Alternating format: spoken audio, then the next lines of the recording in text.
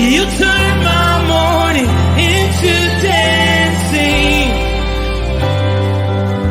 You turn my morning into dancing.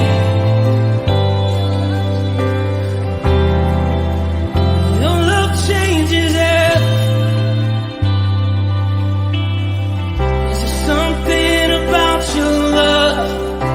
Something about your love changes everything. Changes everything. Something about your love. Something about your love changes everything. Changes everything. Something about your love. Something about your love changes everything. Changes everything. Something about your love. Something about your love changes everything. Changes everything. Something about your love. Something about your love changes everything. Changes everything. Something about your love. Something about your love changes everything. You turn my morning into dancing. You turn my morning into dancing. You turn my morning into dancing. You turn my morning into dancing. 'Cause your love changes everything. Your love changes everything. You turn my morning into dancing. You turn my morning into dancing. You turn my morning into dancing. 'Cause your love changes everything. Your love changes everything. Oh, there's something about your love. Something about your love changes everything in my body. Oh, something about your love. Something about your love changes everything. It changes everything. Something about your love. Something about your love changes everything. It changes everything. Something about your love. Something about your love changes everything. Changes everything. Something about your love. Something about your love changes everything. Something about your love. Something about your love changes everything. Changes everything. Something about your love. Something about your love changes everything. Changes everything. Something about your love. Something about your love changes everything. You turn my morning into dancing. You turn my morning into dancing.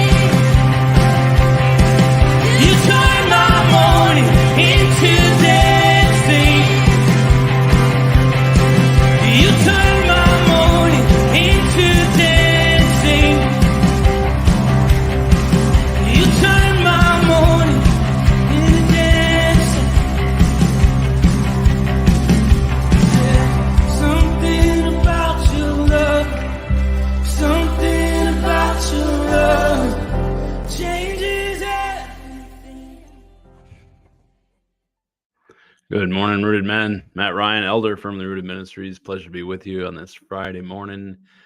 Repping some Texas gear today. Excited for the March Madness tournament getting rolling. Of course, this first weekend is always the most fun weekend of it. So maybe some of that's in store for you this weekend. I don't know. A lot of us are traveling. I know I'm heading down to North Carolina for a week.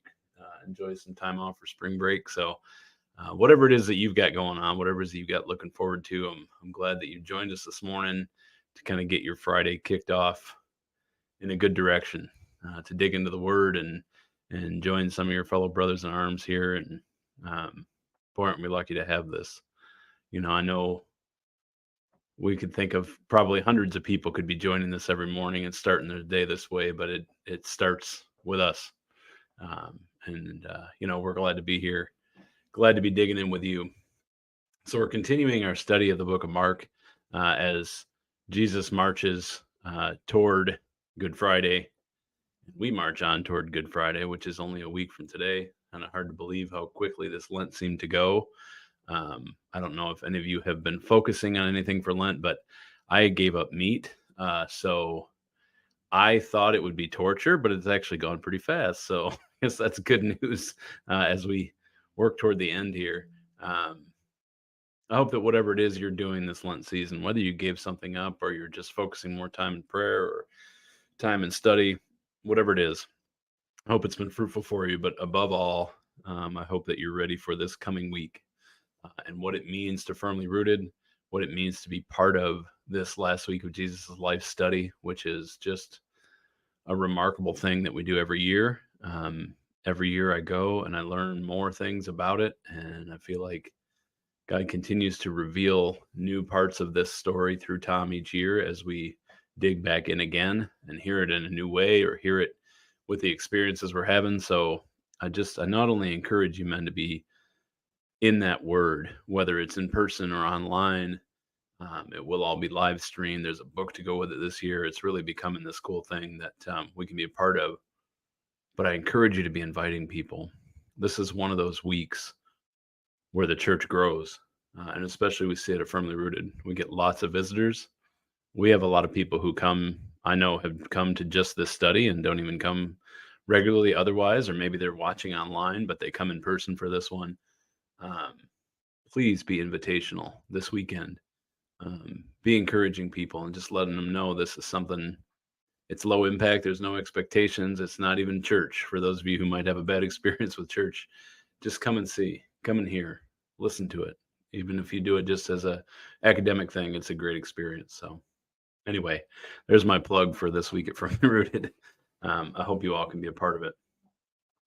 So digging in into Mark 12, like I said, we're kind of heading toward, Jesus has ramped up his public ministry, certainly ramped up his public challenging of the leaders, the teachers, the Sadducees, the Pharisees. And now he's really getting, I want to say harsh with them. It's not harsh because he's confronting them with truth, but it sounds harsh, especially to the people in the community who are used to treating them with high regard, with all this respect and adoration and whatever it is. Although it seems to be that maybe the crowd sees through some of that stuff, right? The crowd reacts so well to Jesus challenging them, you can almost feel like there's a hunger for them to be challenged. A hunger at seeing what likely is hypocrisy. That's kind of what Jesus is pointing out here. And hypocrisy, for those of you who didn't happen to be theater majors in college, goes back to the old Greek theater days. And it was when an actor would play multiple roles in a play. And what they would do when they were in a play in those days, because the crowd couldn't necessarily all see, they didn't have amplification, they didn't have a way to amplify sound. So the actors would wear masks, and those masks would be painted basically with the emotion that actor was, right? They were smiling and happy, they were frowning, they were sad and crying, whatever it was. And so the wasn't Hippocrates, maybe it was.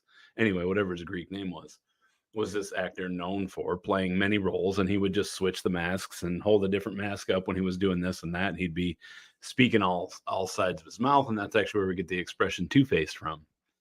wearing multiple masks, right? You're speaking one thing and then speaking another and saying different things that contradict each other, and maybe living one way. So that's where we get the idea of hypocrisy. And that's directly, I think, where Jesus is going, at least with the second half of today's reading. The first part is he's in the temple courts and asks, why do teachers of the law say that the Messiah is the son of David? And David himself, speaking by the Holy Spirit, declared, the Lord said to my Lord, sit at my right hand until I put your enemies under your feet. So this is an interesting question about the Messiah and who's the Messiah going to be, right? This was a big question of the day. Of course, everyone thought the Messiah was going to be this great warrior that came to defeat Rome, as Rome was seen as the enemy of the Jewish people at the time. And so there was all these expectations of his triumphal entry, all those ways that he was going to be coming, and just questions all the time. You can picture this, right? In this academic world where, they're all curious, they're asking questions, they're always asking, how are we going to know? What's he going to look like? What's he going to come and do, right? And so this question of how could he be a son of David and be the Lord at the same time? How can the son of David be the son of God? Of course, in hindsight, we know the answer to that is that Christ is both in the Davidic line of kings because he was born of Mary. Mary and Joseph, if you ever study the actual lineage, the 14 generations between David and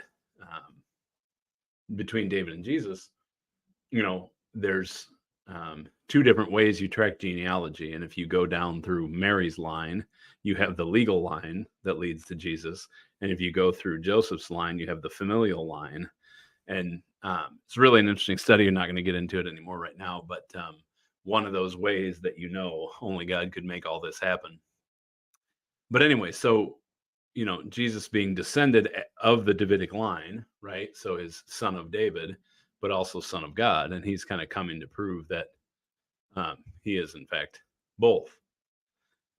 But it's something that's hard to understand at the time, right? So he's asking this question to kind of challenge and get them thinking. How can this be? Because David calls him Lord, and certainly you would never call your son Lord. And so how could it be? Well, of course, Jesus is the only one who has the answer to that. As he taught, Jesus said, watch out for the teachers of the law. They will walk around in flowing robes and be greeted with respect in the marketplaces and have the most important seats in the synagogues and the places of honor at banquets. They devour widows' houses and for a show make lengthy prayers. These men will be punished most severely. Oof. This is one of those it's hard to read, right? Mostly because we often tend to put ourselves in that seat and go, gosh, is that me? Do I, walk around wanting to be seen? Do I want to be respected at work? Do I want to be greeted because of my position, because of my authority? Do I take the most important seats, or am I making sure everyone else is seated first and I'll stand if I need to, right? Devouring widows' houses is an interesting phrase in itself that honestly I could do weeks of Bible study on based on the way we use financial products now. And this is a big part of what I teach, how we are devouring widows' houses by using credit cards and getting airline miles. And we know who's actually paying for that stuff, because it's certainly not the bank. It's certainly not the credit card company because they love you.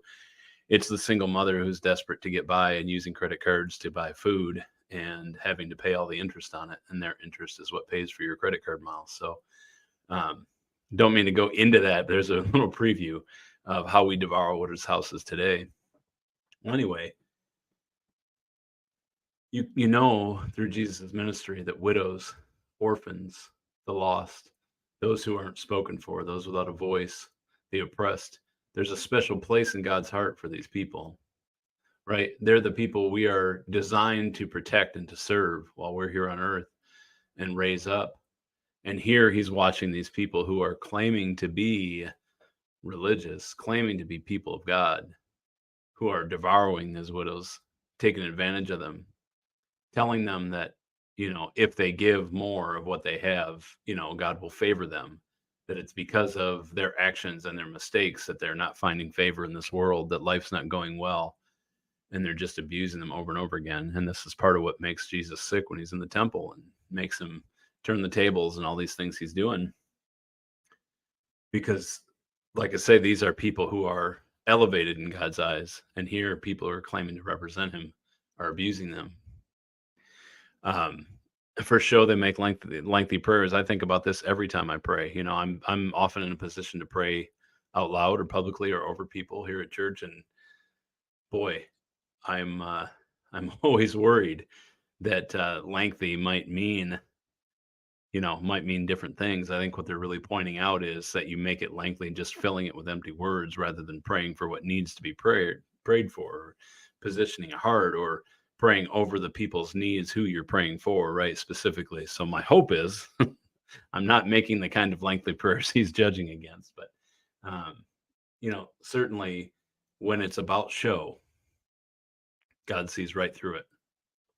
And I think this is one of the unique things about Firmly Rooted. I don't think the ministry is not one that's about show and authority. And I think probably a lot of us have been to churches that are about making a show. And I think the fact that this ministry is not run that way helps to attract people who are not that way. And I think that that's something we have that's unique here, is we're full of people who are real and genuine and on fire for God. And it makes such a difference in the ministry and what you're doing and who you're around, right? That the people are real, that we can respect and speak with each other. And so I can't sit here and see a lot of, I guess in a bad way, I can't see a lot of hypocrisy here at Firmly Rooted, right? And I think that's a beautiful thing. It's a great thing. Um, so we're not necessarily challenging it every day like Jesus would be. I think that there's a certain humility to the way we approach the cross and the way we approach each other in this walk that's so critically important. And I don't know, every once in a while I feel a check, right? I feel like, oh gosh, I'm looking for this admiration, or I'm looking for this position. And, I guess a lot of these are always cautionary tales, right? Anytime we're digging into the behavior of the Pharisees and Sadducees, especially when we get close to Good Friday and close to Easter, these tend to be the readings that are going on. And it's this part of this process of Lent, right? We're going through and kind of checking ourselves against these standards. And man, I just want to encourage you. I know that all of you that I know, I can attest to the fact that you're not living a life that falls into this kind of judgment, which is a great thing. It's great to be around you. This, be a good conversation to have sometime for those of you who might be feeling condemned by these words, as we often can, right? This world and the enemy often tells us as we're studying that we're to be condemned.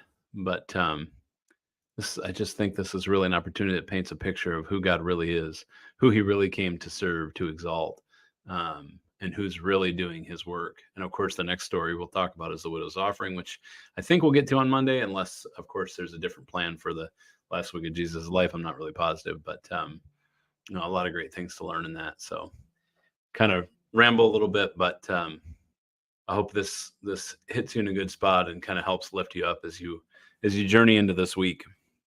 Well, so whatever it is you're doing, if you're traveling, whatever it is that you've got going on today, this weekend, again, I hope that you're spending some time not only in his word, but reflecting on what his word means, and reflecting on especially what's about to happen this next week, the biggest week in the church, the biggest week in our calendar. And again, an opportunity for us to invite people to come and see. I love you, man. Let's have a great weekend. Let's make today, Friday, a firmly rooted day. May someone see Jesus in us today. Peace.